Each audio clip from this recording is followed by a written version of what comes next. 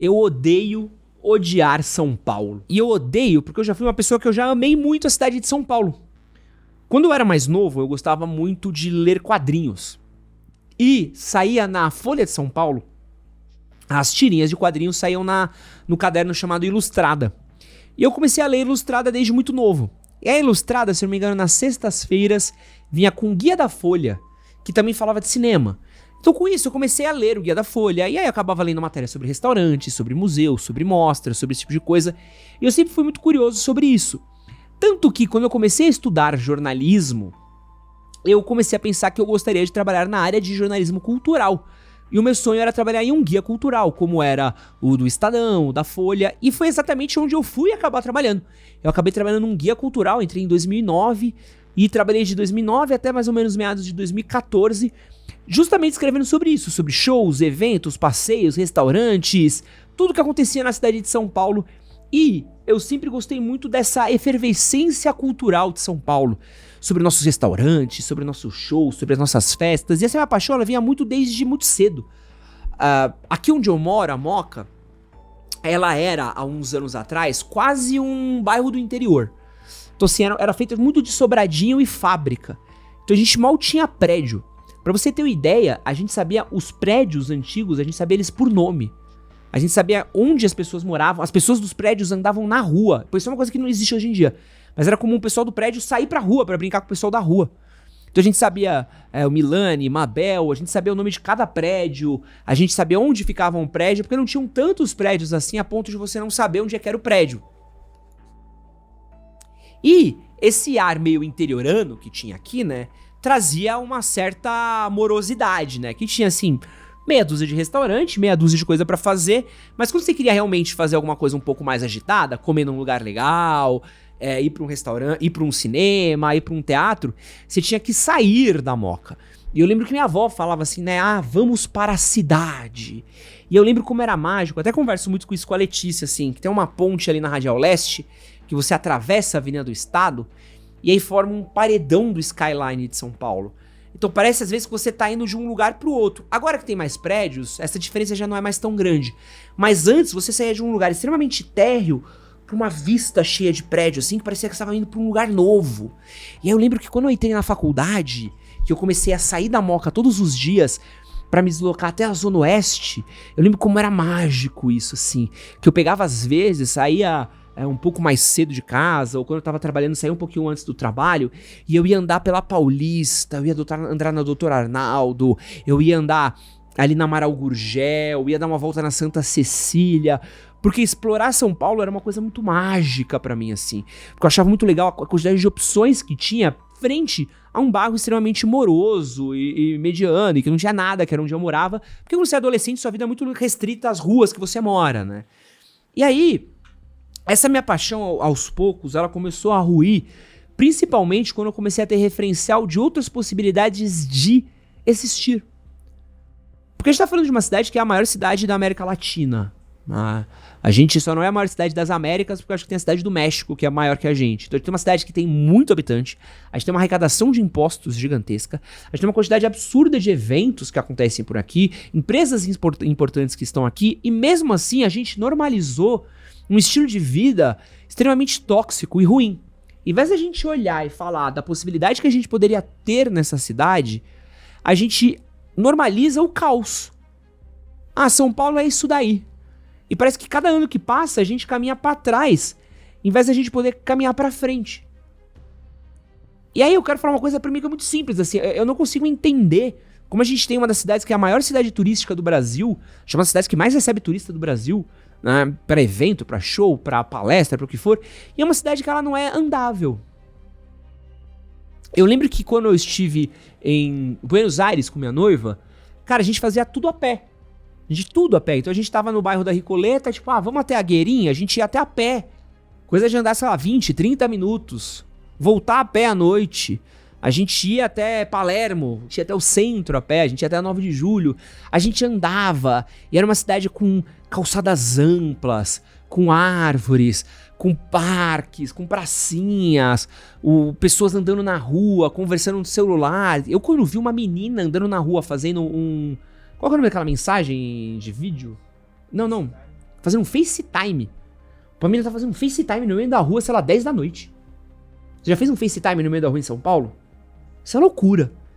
E aí todo mundo fala, pô, porque São Paulo é tipo Nova York. Você fala, pô, São Paulo é tipo Nova York, né, tal. Quando eu fui pra Nova York, eu falei assim, não, cara, São Paulo é Sorocaba perto de Nova York. A gente é ridículo perto de Nova York, nada contra Sorocaba, mas assim, a gente é minúsculo perto de Nova York. Pô, Nova York é doideira, quantidade de coisas, opções, caminhos. Óbvio que eu já acho que é um pouco exagerado, mas, por exemplo, uma coisa que eu achei que me deixou louco em questão de segurança, eu tava indo pra Estátua da Liberdade, e aí, enquanto eu andava até a Estátua da Liberdade, tinha um cara fazendo uma reunião num MacBook, num parque.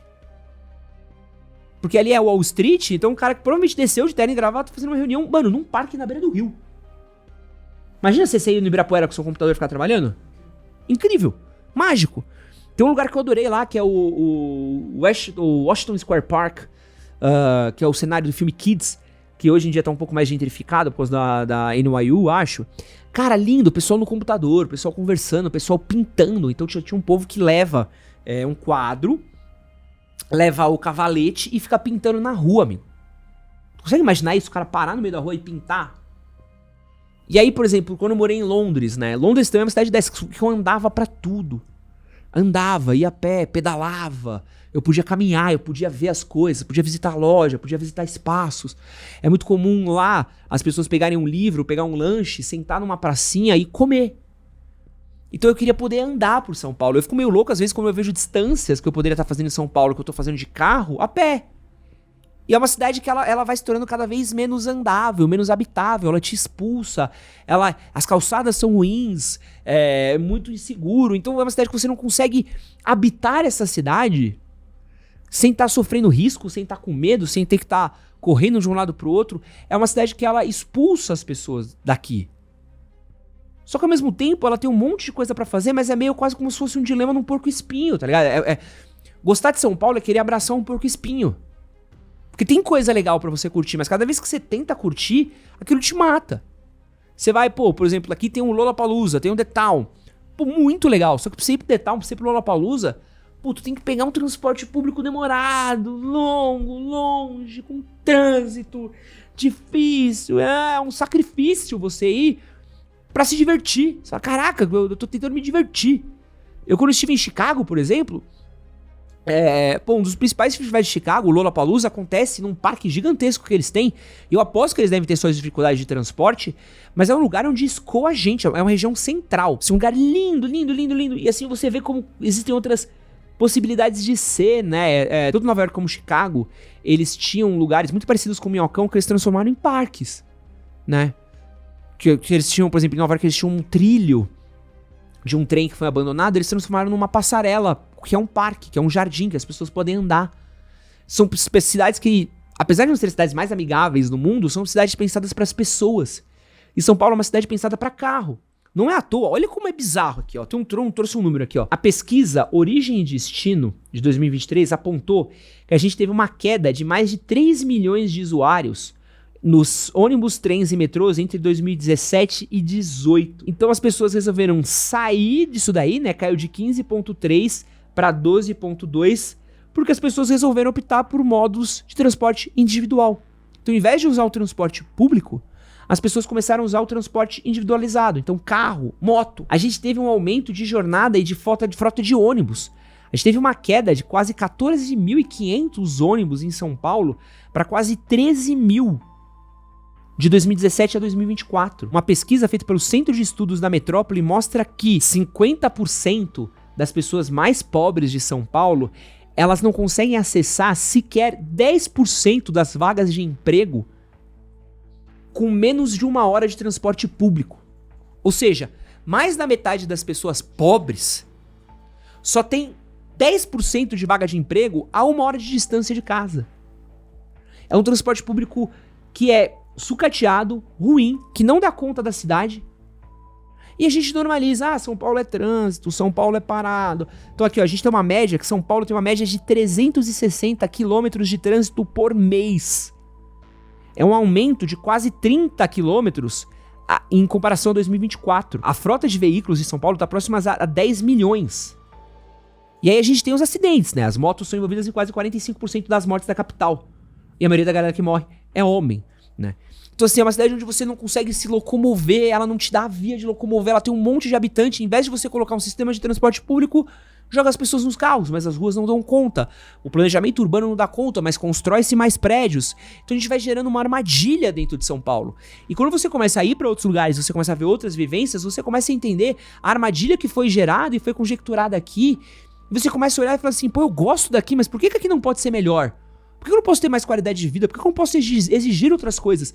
E o mais triste, o que mais me incomoda, e é um ponto que eu vou tocar várias vezes aqui no vídeo, é como isso é normalizado para as pessoas que moram aqui. É você reclamar de trânsito, é você reclamar de especulação imobiliária, é você reclamar de poluição, é você reclamar de violência urbana, e a resposta do QI 83, do bananil bostileiro médio, é falar que, não gosta, vai embora. Então assim, o cara acha que reclamar e achar que deveria existir vivências melhores dentro da cidade de São Paulo é errado. É isso pra baixo. E reclamar que é errado. Achar que deveria ser melhor que é o erro. Não o erro. O erro é esse. Essa coisa ruim ela vai continuar. Sempre foi assim, sempre vai ser. Então, ao invés de conjecturar, tipo, por que a gente não pode olhar pro que aconteceu em Nova York nos anos 80, o que aconteceu com Chicago também, foi uma cidade que mudou muito, o que aconteceu com diversas outras cidades que passaram por processos de modernização? Não. A gente olha e fala assim, não, aqui é ruim. Aqui é ruim. Você que não gosta que aqui é ruim, você que vai embora. Porque não vai melhorar não, tá ótimo, você tô pagando pouco imposto. Tô bem aqui em viver nessa merda. No vídeo de hoje eu quero falar um pouquinho aqui sobre alguns motivos de insalubridade de São Paulo e discutir um pouco qual outras possibilidades de ser que a gente poderia ter. Prepara o seu cuscuz paulista que tá começando Conversas Difíceis.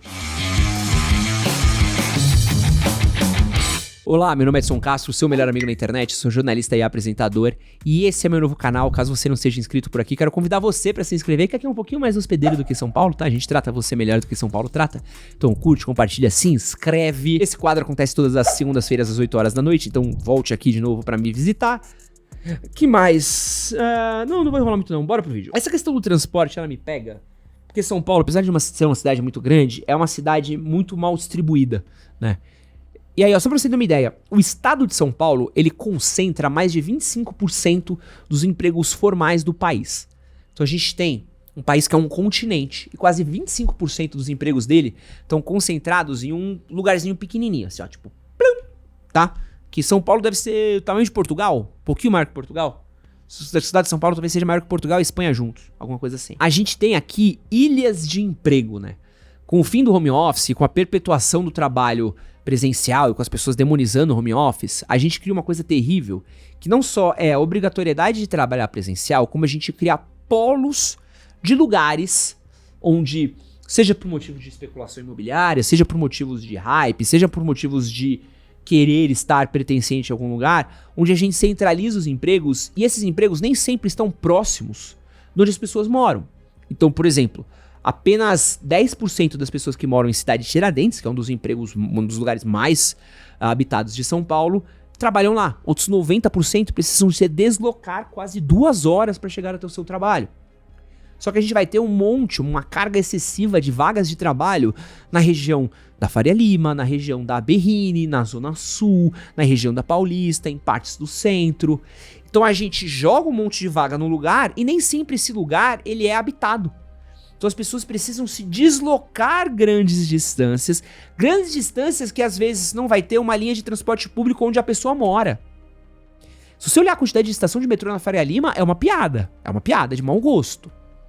Porque você tem aquela quantidade de emprego, a Faria Lima inteira deveria ser uma linha de metrô, que nem a Paulista. Se você colocasse todas as vagas de emprego na Avenida Paulista, eu olharia e falaria assim, porra, faz todo sentido, porque a cada X quarteirões tem uma estação de metrô e as pessoas conseguem desovar lá facilmente. Mas não, você vai descer na estação Vila Olímpia, você vai descer na estação Faria Lima, você vai descer na linha Lilás. Então a gente tá falando de uma armadilha e não existe nenhuma iniciativa do Estado de olhar e de falar assim, não, vamos tentar pegar as pessoas e vamos tentar criar vagas, oportunidades de emprego em outros bairros, ou vamos tentar transformar mais barato de morar perto do seu emprego. Não, é isso. Então, é 1 hora, 2 horas pra você chegar no seu trabalho, é muita gente num sistema que não comporta as pessoas, e aí vem o sistema de caos, porque São Paulo é uma cidade que chove. Agora tá chovendo. Então, capaz de acabar a luz, e além disso é capaz de piorar o trânsito, e muitas vezes o metrô e o trem piora a qualidade deles. Isso quando não para o metrô e o trem. Então, eles andam com a velocidade mais devagar ainda. E chega a ser desesperador. É tão desesperador que eu tinha uma agonia. Cara, vamos olhar assim que é agoniante. Eu morava perto da linha verde, relativamente perto da linha verde, né? Eu morava na Água Rasa, tinha um ônibus que ia até a linha verde e eu trabalhava na Paulista.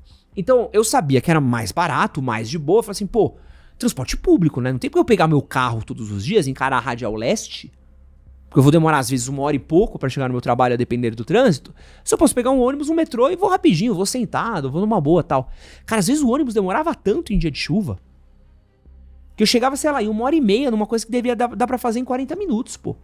Porque da minha casa até o metrô é 10 minutos. O metrô é no mínimo no máximo uma meia hora. Chegou ao ponto de uma época, eu comecei a ir de bike. Eu comecei a entender que de bike eu ia quase tão rápido quanto de transporte público ou de carro. Porque você começa a ficar meio... Não faz sentido o trânsito de São Paulo. Então, assim, é um transporte público tão mal pensado, tão mal estruturado, com uma velocidade muito reduzida, com poucos trens, tão sucateado, que você vai ficando louco, velho. Tipo, é como se, assim, os caras falam que é a locomotiva do país. Não é a charrete do país. Porque deveria ser melhor. Você abre um mapa de um metrô de Londres, de Paris, de outras cidades grandes, você começa a sentir inveja. Você fala, pô, era pra ser assim. Ah, mas o metrô de São Paulo começou depois, começou mais tarde, começou não sei o que lá. Pô, mas deveria ter acelerado mais. Isso é infraestrutura, isso atrapalha a produtividade. O trabalhador demora 1h30 pra chegar no trabalho, 1h30 pra voltar pra casa, é 3 horas perdidas, no mínimo. O que acontece com a qualidade de vida desse cara? O que acontece com a sanidade desse maluco? Pra ganhar pouco, pra perder tanto tempo de deslocamento na cidade. E aí quando ele chega na casa dele, ele vai ter pouco acesso a aparelhos de lazer e entretenimento. O que ele vai fazer quando ele vai chegar na casa dela? Tem uma pesquisa que eu tava olhando que mostra que mulheres e idosos têm mais disposição a não fazer exercício por causa de medo de segurança pública. Olha que doideira. Então, tipo assim, por medo de ser assaltado ao andar na rua, muitas mulheres e idosos, eles não vão pra academia próxima da casa deles, porque não é perto, e eles acabam tendo medo, por isso eles não fazem uma atividade. Então a gente vai falar, pô, a gente teve esses dias ali no fundão da Zona Leste, a Letícia ficou horrorizada, tadinha. Puxado, né? Sim. Você tem lugares, pô, a gente tava... Lembra aquela academia que a gente viu na avenida principal? Sim. Quanto... Ali era o quê? Uns 8 quarteirão de distância pra Bruna. Fácil. Fácil. Imagina aquilo à noite, sem luz. Você andaria aquilo ali à noite, sozinha, 10 da noite, voltando da academia? Você chega do trabalho 7 da noite, vai pra sua casa, pega essas coisas, vai pra academia, vai voltar umas 9, 9h30. Você voltaria a pé? Não voltaria. Imagina. Então, assim, é uma cidade que ela não é habitável. Então, você paga muito imposto, você paga muita coisa e, ao mesmo tempo, é completamente desregulado. Eu morei uma época no centro de São Paulo. Se você olhar como é que é uma avenida Higienópolis, como é uma avenida Angélica, como é uma avenida Paulista, outras ruas ali que são um pouquinho mais centrais, organizadas, elas são completamente habitáveis. Tem coisas na rua, lojas, fachadas incluídas.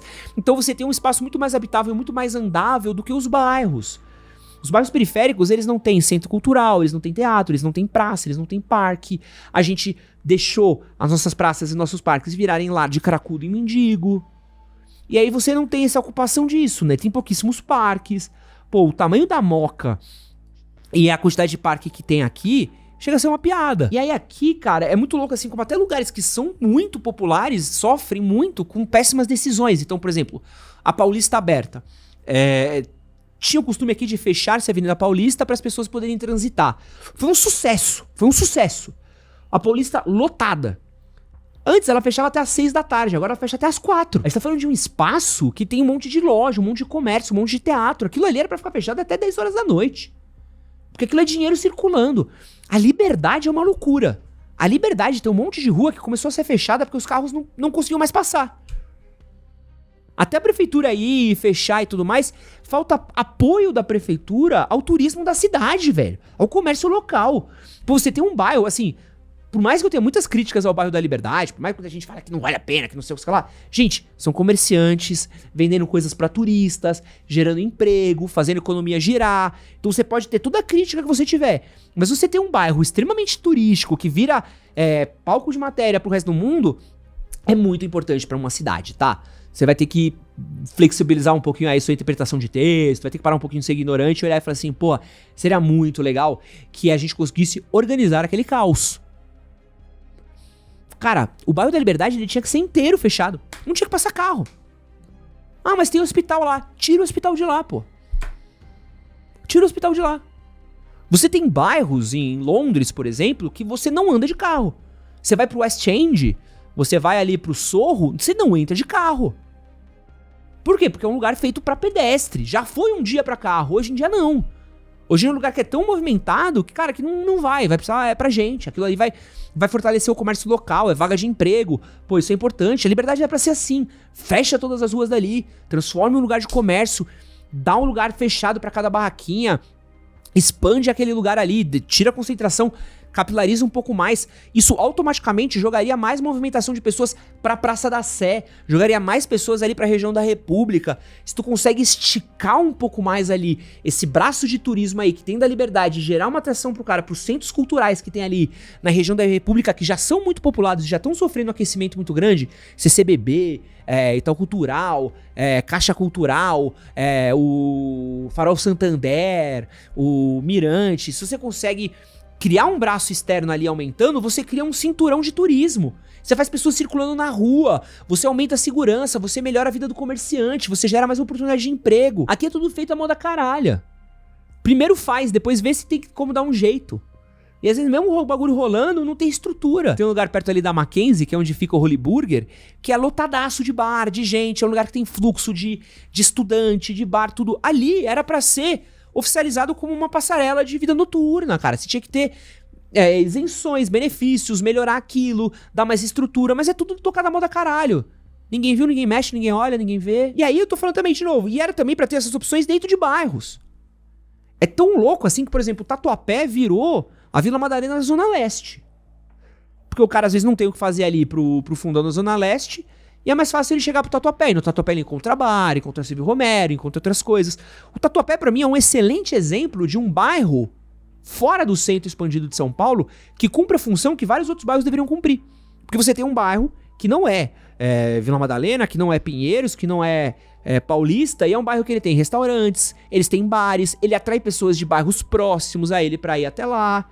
E ele evita que essa pessoa precise deslocar até o centro de São Paulo. A Zona Norte, ela tem uma certa dinâmica assim também. Só que assim, isso daí precisaria ser muito mais incentivado. A gente precisaria tirar as pessoas, em vez de a gente concentrar mais as pessoas no mesmo lugar.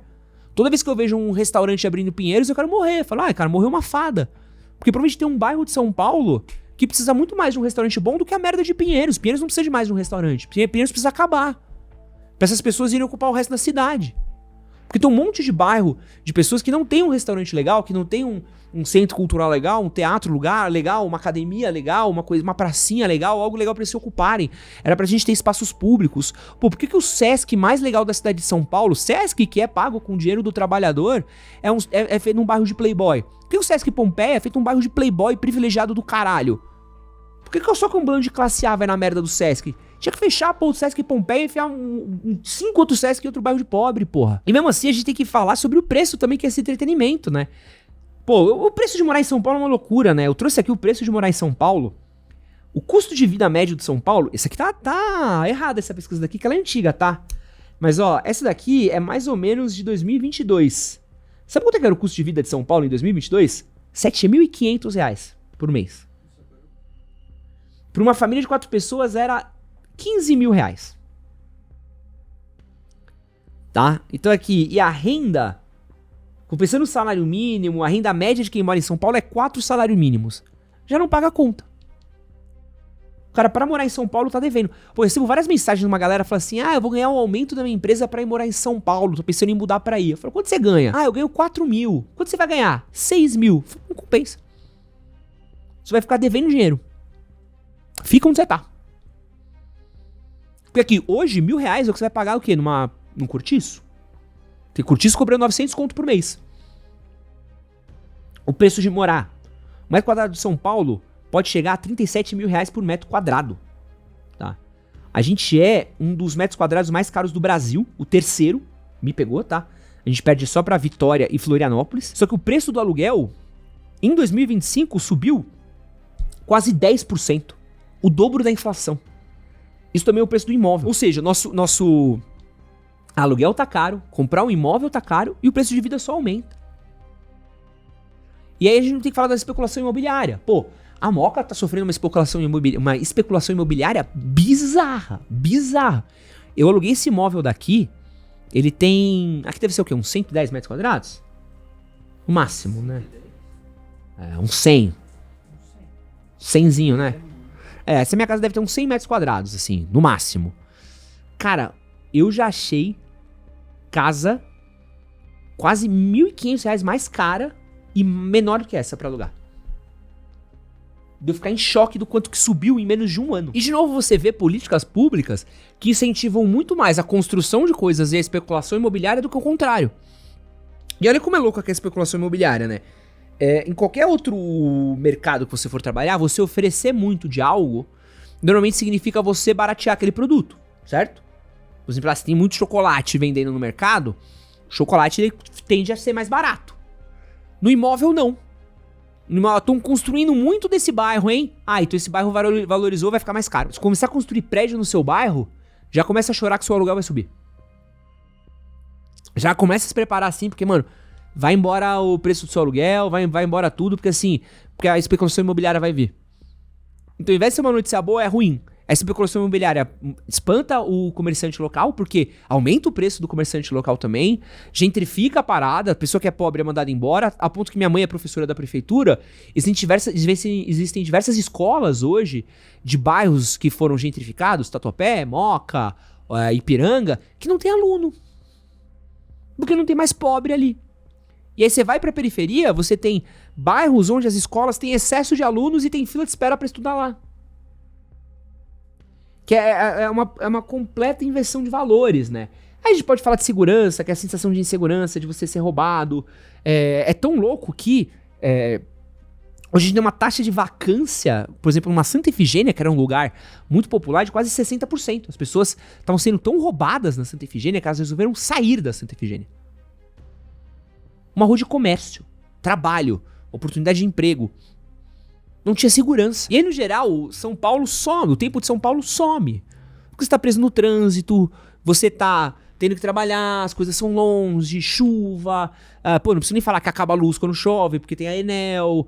É pouco desenvolvimento de coisa, você não vê muita obra de transporte, você não vê nada, assim. E acho que a questão de São Paulo é isso, assim. São Paulo é uma cidade com um potencial gigantesco, cara. São Paulo, quando você começa, e de novo, voltando ali, eu cheguei a trabalhar com guia cultural, eu cheguei a ir em eventos, eu cheguei a participar de coisas. Você começa a se apaixonar por coisas que tem aqui, porque a gente tem iniciativas animais aqui. A gente tem empreendedores aqui que são heróis, são caras que criam restaurantes, que têm propostas diferentes. Você tem, um Facundo Guerra da vida, que cria um edifício Rolim, cria um Bar dos Arcos, cria um Mirante São Paulo. Você tem pessoas que fazem peças de teatro, centros culturais, restaurantes diferentes, restaurantes pequenos, restaurantes grandes, pessoas que querem empreender em lugares. Outro dia a gente foi almoçar na casa de uma mulher que tinha um restaurante que era na garagem dela, que ela era uma refugiada da Síria, né? Ou do Irã? Não lembro. Uma refugiada da Síria que tinha um restaurante na casa dela. Você vê sorveterias, coisas abrindo, espaços abrindo, porque as pessoas... A gente tem essa pujança, a gente tem uma elite empreendedora aqui muito grande, pessoas com essa veia, que querem estar aqui, que aguentam o ritmo, que dão tranco, mesmo com tudo contra. Imagina se tivesse coisa a favor. A gente tem pessoas aqui criativas, mente criativas, pessoas que querem...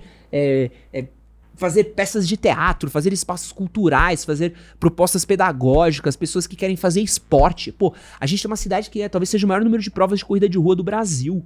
E é uma cidade que você mal consegue correr na rua. Imagina se desse pra praticar esporte na rua. A gente tem grupos de pedais em São Paulo, e São Paulo é uma cidade completamente hostil ao pedal. Imagina se a gente tivesse campanhas que fizesse isso, permitisse as pessoas pedalarem. E tem horas que você olha pra São Paulo e você fala, essa é São Paulo que poderia ser Quando eu vou na Paulista fechada de domingo, que na verdade tá aberta, né? É a São Paulo que poderia ser, é gente na rua, é comerciante, é o cara vendendo água, é gente fazendo arte, é gente fazendo música, e é lindo ver a efervescência cultural que tem ali. É o pai que leva o filho pra andar de bicicleta, pra conhecer o espaço turístico, pra ir no MASP, pra ir no Charme da Paulista, ou pra ir no restaurante mais arrumadinho. Final do ano, eles fizeram um Natal iluminado ali no centro de São Paulo, e aí eu peguei minha bike, eu fui da Praça da Sé até o pátio do colégio, depois eu fui até ali o Parque São Bento, fui ali até a prefeitura, depois subi, fui até a Paulista, lotado. Eu fui lá, era 10 horas da noite, a rua cheia de pessoas que estavam querendo alguma coisa. Você tinha ali comerciante vendendo água, vendendo coisa pra galera, vendendo lembrancinha, tirando foto, pessoas construindo memórias. Porque teve uma iniciativa de falar assim, e se a gente tornar esse lugar um pouquinho mais seguro para as pessoas aproveitarem o Natal? E as pessoas foram, foi um sucesso. E aí a gente olha São Paulo que poderia ser. E essa é São Paulo que a gente deveria ter em vários lugares. Se você vai, por exemplo, para um Bexiga de domingo, é lindo o Bexiga de domingo. Pô, cheio de gente, cheio de loja de coisa antiga, vendendo disco, vendendo coisa antiga, bonequinho, um monte de tranqueirinha e tal. É maravilhoso ver tudo que rola ali. E é São Paulo que poderia ser a liberdade. A liberdade é linda, a liberdade é animal. Pô, tu entrar e ter um Naruto, e você comprar uma coisa e tomar um chá, um suquinho super valorizado com bolinha, você comer um doce de Nutella de R$40, mas que é uma coisa diferente, no café da Hello Kitty, você no Akibi Station, você comer um lamen, você comprar um tênis na Your ID, você vai na Benedito Calixto, são todos espaços que mesmo São Paulo sendo isso tudo que a gente falou, eles ainda fervem, porque a gente quer, mas ninguém dá. A gente quer, as pessoas estão querendo, as pessoas estão implorando por isso. Você faz um show gratuito, lota. Você faz um espaço cultural legal, lota. Porque tem gente querendo, tem coisa acontecendo e dava pra ser. O problema é que quem comanda a gente, quem cuida da gente é gente mesquinha. É gente que tá pensando só em incentivar meia dúzia de empresário. É gente que não olha pela porra da cidade e adoece a gente. Não é à toa, o número de pessoas saindo de São Paulo começou a ser maior do que o número de pessoas entrando. E eu acho que, quando eu falo que eu odeio odiar São Paulo, é porque eu olho todas as possibilidades que São Paulo poderia ter, a quantidade de coisas que daria pra fazer, a quantidade de potencial que a gente tem, e a gente joga no lixo, porque a gente cobra muito imposto, a gente sufoca o empreendedor, a gente sufoca o trabalhador, a gente sufoca o morador, a gente não investe em segurança pública. E aí quem reclama é dado de louco. Ah, não gostou, vai embora.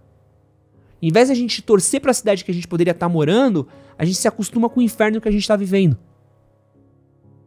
Mas enfim, acho que o título desse vídeo daqui explica muito bem, né? Assim, eu odeio odiar São Paulo, velho. Como eu iria poder olhar e falar assim, caralho, o lugar onde eu moro é foda. E não chegar no fim do dia e ficar preocupado e parar e pensar, pô, eu preciso ir embora daqui o quanto antes, hein? Meu nome é Som Castro, essa conversa difíceis, valeu.